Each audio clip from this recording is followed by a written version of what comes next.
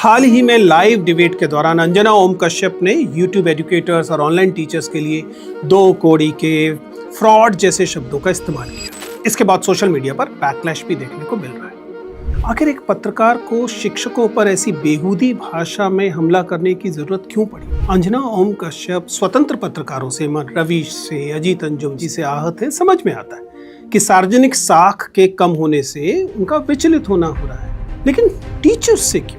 स्वाभाविक है कि नीट को लेकर, एनटीए को लेकर, सीबीएसई के मामले को लेकर सरकार से या सत्ता से सवाल पूछने का काम स्वतंत्र पत्रकार ही नहीं कर रहे थे, बल्कि वे टीचर्स भी कर रहे थे जो अपने स्टूडेंट्स के साथ इन मामलों में आकर खड़े हो गए। अब ये चूंकि अटेंशन इकॉनमी है और शिक्षकों के पास भी थोड़ी बहुत अटेंशन आ गई है, इस बात ने अंजना जैसे पत्रकारों को खुद के लगातार इर्रेलेवेंट होने, अप्रासंगिक होने का एहसास करा और इसीलिए वो तमाम गरिमा और भाषा भूलकर विफर गई। कोचिंग और यूट्यूब में शिक्षा का कारण नहीं इतने स्वीकार्य और सम्माननीय बन गए, बल्कि यह उस पूरी औपचारिक शिक्षा व्यवस्था तंत्र यानी कि प्रशासन की ही नाकामी से उपजे हैं, जिनका इसी प्रशासन का काम था कि युवाओं का मार्गदर्शन किया जाए सामान्य तरीके से। मैं बिल्कुल नहीं कह रहा हूँ कि टीचर्स को सेलिब्रिटी बना दो। मैं ये भी नहीं कह रहा हूँ कि लाखों स्टूडेंट्स जो हैं उनकी जर्नी आसान बनाने वाले लोगों को आप अचानक दो कड़ी का कहने लगे।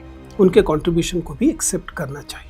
बहुत विनम्रता से अंजना और उन जैसे पत्रकारों से बस यही कहना है कि ना सही खान सर, अभिनव या कोई और शिक्षक, लेकिन अपने ही उन शिक्षकों को तो याद कीजिए जिन्होंने कभी आपको पत्रकारिता का ककहरा सिखाया होगा। क्या जिस किस्म की पत्रकारिता आप कर रही हैं उसके साथ आप अपने इन शिक्षकों की आंखों में आंख डालकर देख भी सकती हैं? या फिर उन शिक्षकों को भी दो कौड़ी का मानकर आप इनसे कोई सरोकार नहीं रखना चाहिए? आखिरी बात, स्कूल के शिक्षकों को आपने पशुगणना में लगा दिया, घरगणना में लगा दिया, भूसा इकट्ठा करने में लगा दिया, और कॉलेज और विश्वविद्यालय के शिक्षकों को आपने अर्बन नक्सल कह दिया, एंटी नक्सल कह दिया, ऑनलाइन शिक्षकों को आपने दो कौड़ी का मान लिया।